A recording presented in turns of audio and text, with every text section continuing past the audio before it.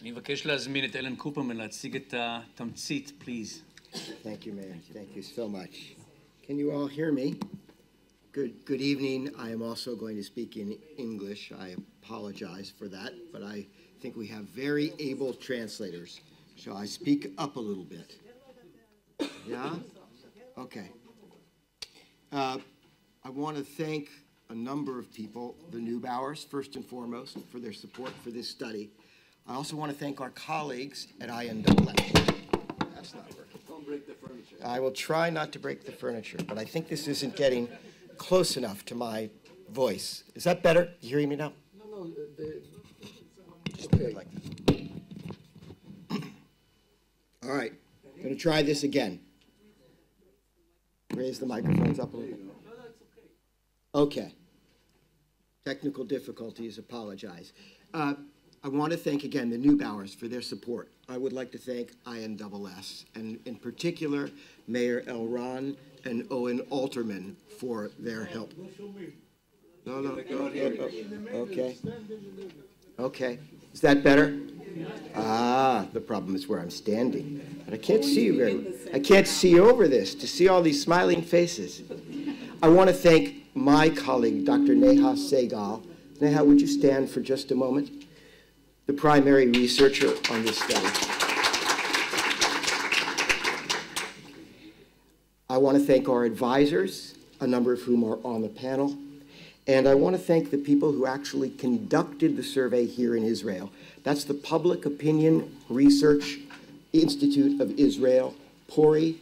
That's Itzik Rosenblum and Nirit Avini-Melech. And Nirit just had back surgery, but she's here nonetheless. I'm not going to ask Nirit to stand. Itzik, though. Itzik, would you stand just for a moment?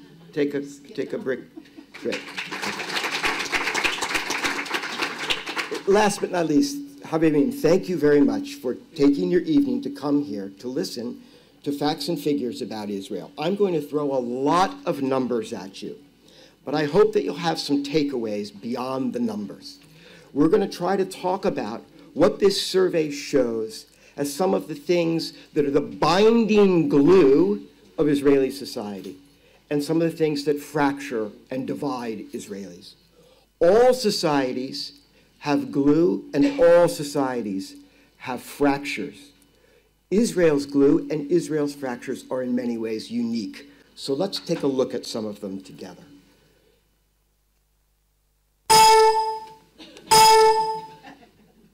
Okay. Still more. Okay, perfect. Now, these is small for you in the back, so I will read out a little bit. Just a little bit about the survey. The survey was in the field for more than 6 months, all across Israel. The interviews were done face-to-face. They were long interviews. They averaged 40 minutes a person. They were done in Hebrew, in Arabic, and in Russian by fluent speakers. In order to be able to analyze the views of some of the smaller groups in Israeli society, we had oversamples, that is, additional interviews with Arab Christians, with Druze, with Haredim, with Jews who live in Judea and Samaria, the West Bank, and with Arabs in East Jerusalem. Statistically, these groups are then adjusted in the final results so that they are represented in proportion to their actual share of the Israeli population. They are not overrepresented in the results. Now, what do we find? Some things are obvious to you, and you know this. Roughly speaking, 8 in 10 Israelis are Jews. The other 20% of Israelis are mostly Arabs, and they identify religiously with 3 primary groups. Muslims are the largest. About 14% of Israel's population is Muslim today. Christian, about 2%, and Druze, about 2%. The Jewish population, we also need to disaggregate. We asked Israeli Jews which of 4 groups they self-identify with: Haredi, Dati, Masoti, or Hiloni. I don't think I need to tell people in this room a whole lot about these groups, but for many readers and people around the world trying to understand Israel, the existence of these groups, their characteristics, their views, will be something new. I hope it's something they will gain from this survey. Let's talk about some of the binding glue of Israeli society. 70 years after the founding of the state, the vast majority of Israelis, of Israeli Jews, strongly still believe in Israel as a homeland for the Jewish people and believe that Jews all around the world should have the right to make aliyah. Now, if that seems like an obvious thing for you, okay, alevai, that's good, it's obvious. 98% or more of Israelis across all walks of life, young and old, immigrant and native-born, female and male, Haredi, Dati, Masorti, and Hiloni agree with this statement. It's an important, even though it may be obvious, piece of glue. Another piece of glue, the vast majority of Israeli Jews believe the Jewish state is necessary for the long-term survival of the Jewish people. And the vast majority of Israeli Jews across all walks of life and all categories believe that Israel can be, at one and the same time, both a Jewish state and a democracy. Now, there are also fractures in Israeli society. You noted in that last slide that 58% of Haredim say Israel can be both a Jewish state and a democracy. The most skepticism on this point is not coming from the non-religious population or the political left. It's actually coming from the most religious segment of the population. Why? We tried to get at this with a follow-up question.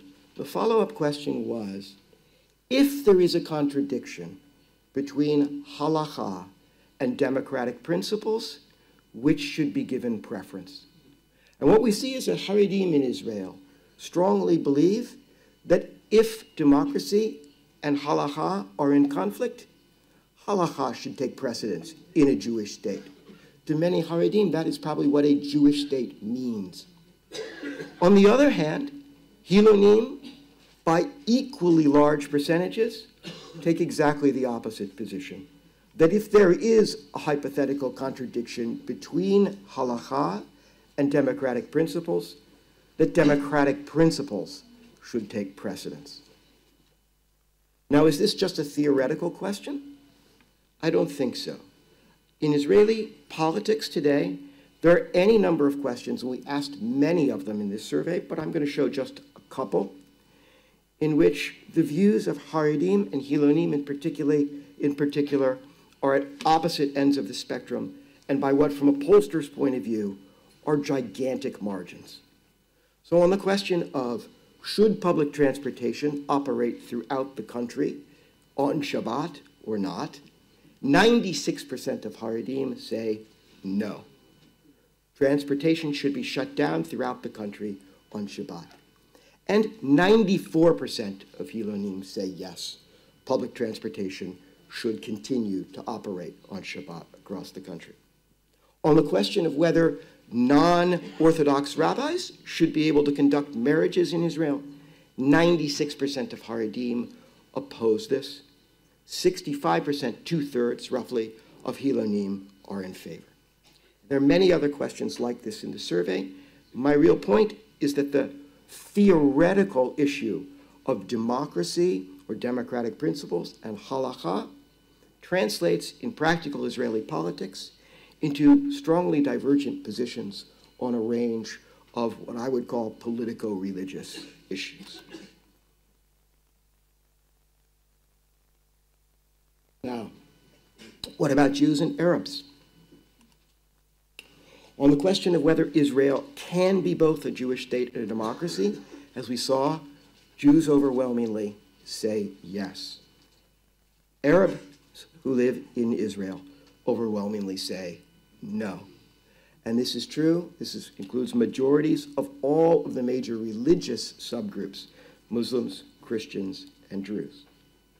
By the way, as we say in our report, this is not necessarily an indicator that Muslims, Christians, and Druze are complete secularists in their views. On the contrary, when we ask, should the Bible be the official law of the land for Christians in Israel, a majority of Christians say yes.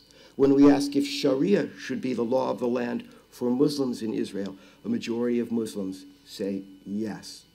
So it isn't necessarily opposition to Jewish law. There is, in fact, a fair acceptance of the notion of religious law in politics. I misstated that. It isn't necessarily opposition to secularism.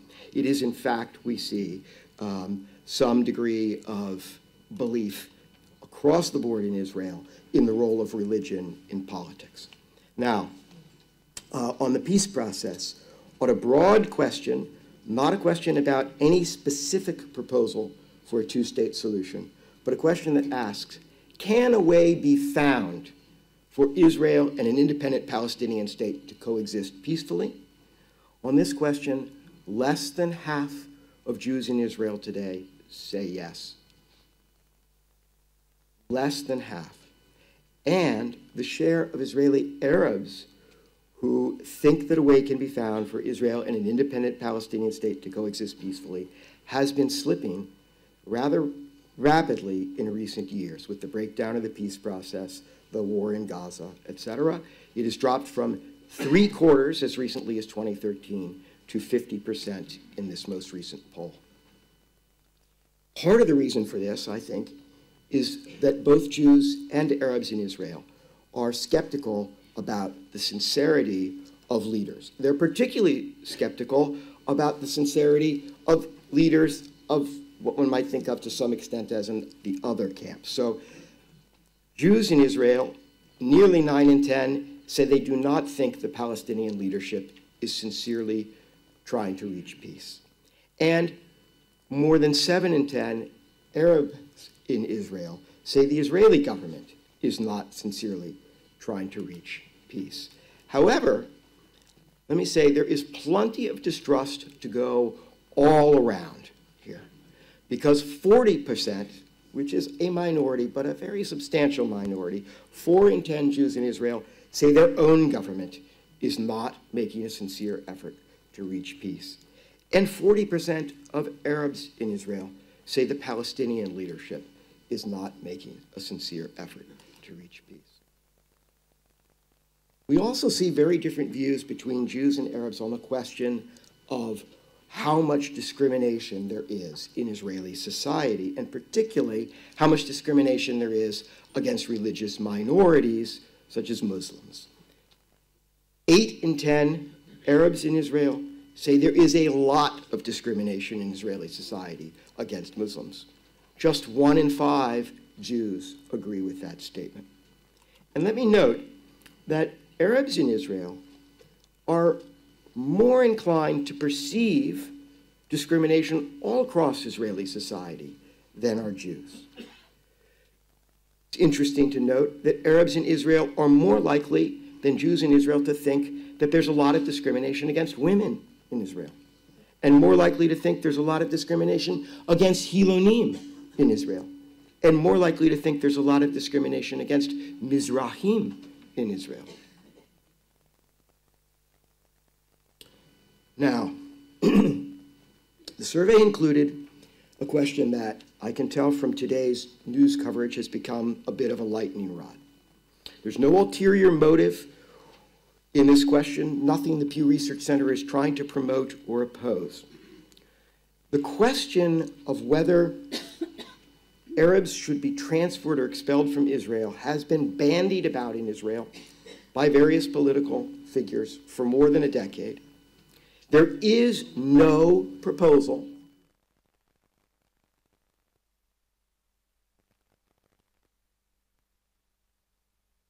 plan or proposal to the best of my knowledge. If anyone in the room knows of such a plan, raise your hand. There is no specific plan. So we did not ask about a specific plan. We asked for people's reaction to the broad idea of expulsion or transfer. And the question went like this: do you strongly agree, disagree, or strongly disagree with the statement, Arabs should be expelled or transferred from Israel.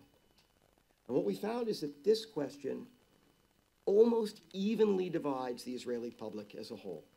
48% of Israeli Jews agree, 46% disagree.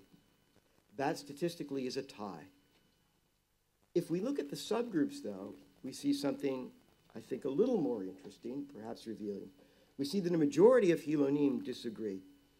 A majority of Haredim agree, but even more so, the strongest support for this is found among Dati'im. Support is also stronger among Sephardim Mizrahim, also stronger among those who identify with the political right. Among the relatively small proportion of Israelis who self-identify with the left, many strongly disagree with this statement. Among those who self-identify with the right, many strongly agree with it. I leave the interpretation of this and what it means to you, intelligent, thinking people. Simply give you the question wording and the results. I have no other axe to grind on this question, contrary to what anyone might have suggested in the press today. Social divisions. There are also social divisions in Israeli society. The political and religious divisions that we have talked about are not limited to politics. We can see this particularly in what sociologists call friendship circles. We asked the 5,600 people in our survey whether all or most or some or hardly any of their friends belong to various other categories of residents of Israel.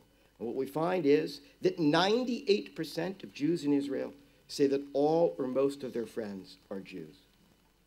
And among Arabs, we also see this kind of self-isolation, if you will, by religious group.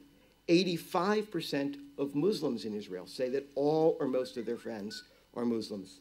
86% of Christians say that all or most of their friends are Christians, and 83% of Druze say that all or most of their friends are Druze. Now, if we look at this among subgroups of Jews, similarly, we see, particularly among what you might think of as the poles on the Israeli religious spectrum, the most religiously observant group and the least religiously observant group, also very socially separate. 9 in 10 Haredim say all or most of their friends are Haredi. 9 in 10 Hilonim say all or most of their friends are Hiloni. Now, Datiim and Masortim have more friends who are from the other subgroups of Israelis. This also translates to intermarriage. Now, we can see factually that very few Israelis tell us that they are married to someone of a different religion. And most Israeli Jews are married to someone from their same religious subgroup. But we also ask the question to try to gauge attitudes toward intermarriage. How comfortable would you be if a child of yours were someday to marry a person who is X?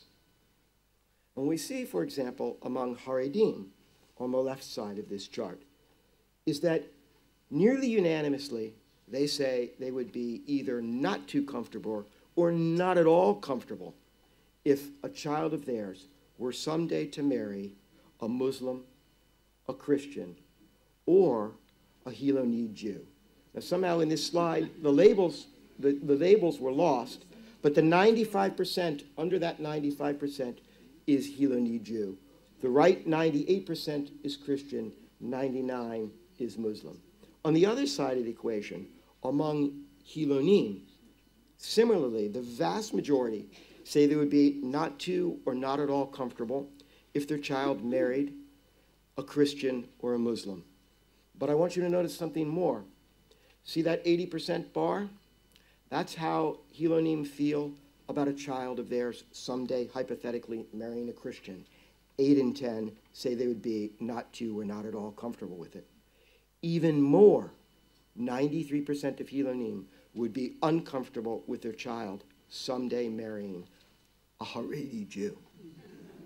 Hilonim express more discomfort with the prospect of a child marrying a Haredi Jew than they do with the prospect of a child marrying a Christian. Now, One of the things that we can do in this survey that previous surveys of religion in Israel have not been able to do is to look at religious switching, sometimes called conversion. I prefer a more neutral term, switching. And we can see that in Israel, there is very little religious switching. I live in a country in which more than 40% of adults have a religion different than the one in which they were raised. America is a country in which there is a vast amount of religious switching. Israel is a polar opposite. Virtually everybody in Israel who was raised as Jewish tells us they are still Jewish. Virtually everybody in Israel who tells us they were raised as a Muslim is still a Muslim. Virtually everybody who tells us they were raised as a Christian is still a Christian, and Druze and so on. But we can see a little bit more switching within the Israeli Jewish community between the main four groups that I've talked about. This chart's a little bit complicated, but let me try to walk you through it. I think it's fascinating. 8% of Israeli Jews were raised as Haredi. 1%, a little less, actually less than 1% of Israeli Jews were raised as Haredi and are no longer Haredi. And about 2% of Israeli Jews were not raised as Haredi and have become Haredi. Rounding to the nearest integer, 9% of Israeli Jews identify as Haredi today. Now let's look at Hilonim down at the bottom. 46% of Israeli Jews were raised as Hiloni. 4% of Israeli Jews were raised as Hiloni and are something else today. 8% of Israeli Jews were not raised as Hiloni and have become Hiloni today. For a net change, rounded to the nearest integer, that today 49% of Israeli Jews identify as Hiloni. You can see that Hilonim have a net gain from religious switching. Who is losing from religious switching within these categories? Let's look at Dati. 19% of Israeli Jews tell us that they were raised as Dati'im. 9% of all Israeli Jews have left, were raised as Dati and are no longer Dati. 2% were raised as something other than a Dati and have become Dati, with the result that today 13% of Israelis are Dati. My Israeli friends tell me there's a term for this. You all probably know it. You've heard, Datlash. Right? This is Datlash. This is what you're seeing. The difference between 9% and 2%, the difference between 19% and 13%, this is Datlash. This is people raised Dati who are no longer Dati. Where are they going? Many of them are becoming Masorti. You can see 28% of Israeli Jews were raised as Masortim. 9% of Israeli Jews have left. 10% have come in. Masortim look very stable on the surface, but actually there's a lot of churn. People coming in and people leaving. And to understand religious switching, you have to look at people coming in and leaving. You have to look at both sides of the equation. Let's talk about a few religious trends over time that we can see. Not all of this is from Pew data, but I think it's important to the broader context. First of all, from the Israeli census, we can see that over the long term, the share of Israelis who are Muslim has been rising. In the first Israeli census in 1949, 9% of Israelis were Muslim. As of 2014, by the census projections, 18% are Muslim. Additionally, we can see from the Israeli Social Survey that the share of Israelis who identify as Haredim is rising. This is, again, not because of religious switching. I just showed you Haredim are not gaining very much through religious switching. This is mainly because of high fertility rates. And because Haredim get married at very high rates, they get married young, and they start having children young, all producing higher population growth. Professor Sergio Della Pergola can explain to you the demographics of it, but it's pretty simple, and you can see the figures here. Just in the last decade or so, the share of Israelis who identify as Haredim has risen from 6% to 9%. Hilonim are pretty stable, and there's been some decline in the share of Masortim. Now that also, the decline in the share of Masortim is interesting because by a number of other indicators, and we need to be cautious about this because we have limited amounts of evidence, but there are some indicators of what I would cautiously suggest to you may be religious polarization taking place in Israel. And by religious polarization, I mean an increase in the size of the communities at the polar ends of the spectrum of religiosity and a decline of the share of those in the middle. And so, for example, in a question that has been asked repeatedly in surveys over a bunch of years and that we repeated in our survey as well, we ask Israeli Jews, how much of the Jewish tradition do they observe? And we see, interestingly, in this top line, that the share who say they observe some of the Jewish tradition used to be 4 in 10 or more, and today is about a third. While the share who say they observe all or most of the tradition is either stable or possibly up a little bit from what it was a few years ago, and the share who observe none of the tradition is up a little bit. Finally, as Joe Neubauer said, one of the goals from the get-go in the survey was to try to make some comparisons of American Jews and Israeli Jews. We have devoted in our 250-page report, which I expect all of you to go home and read tonight, an entire chapter to these comparisons between Israeli Jews and American Jews. I just want to throw out a question for you. Are Israeli Jews more religious than American Jews or less religious than American Jews? Okay, do you want to know what my answer to that question is? Yes. Do you understand what I'm about to show you? Okay, first of all, the share of Israeli Jews who identify as Orthodox is higher. It's almost twice as high as in the United States. So in the United States, what is generally thought of as the Orthodox community, both the Haredi community and the modern Orthodox community together make up 9% to about 10%, rounds to 10% of American Jews.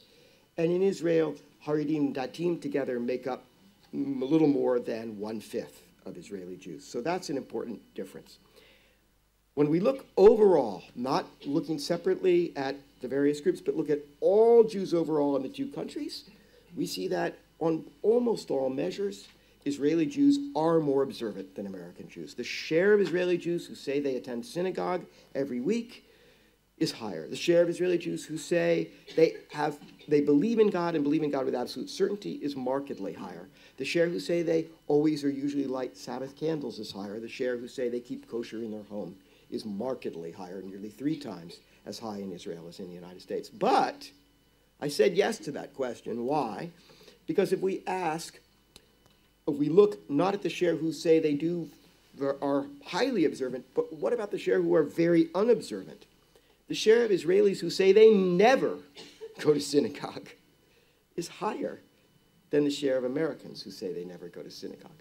Because in the United States, we have a lot of Jews, very familiar situation in American Jewish life, who go to synagogue a few times a year for the high holidays and a few other things.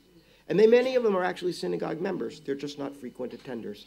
And their levels of religious observance are somewhere medium or middling. And in Israel, from a statistical point of view, we'd say the Israeli Jewish population is more bimodal, high and low, and fewer in the middle, compared with the American population, which has many Jews in the middle and fewer somewhat at each end. Though in the United States, as in Israel, there are some indications of what one might think of as religious polarization. This was also one of the big potential findings of our survey in the United States. We have on the panel tonight Professor Stephen Cohen, who's written a great deal about this. I imagine he'll say more. I'm very much looking forward to our panel of experts who were extremely helpful in devising these questions and understanding them. I also want to thank, and not forget to thank, the 5,600 Israelis of all walks of life, all across the country, who gave their time to answer these questions, and who, by all accounts, and Itzik and Nirit can attest to this, were very interested in the survey, and I think many of them enjoyed and wanted to be heard. They wanted their views to be heard, so let us hear them. Thank you very much.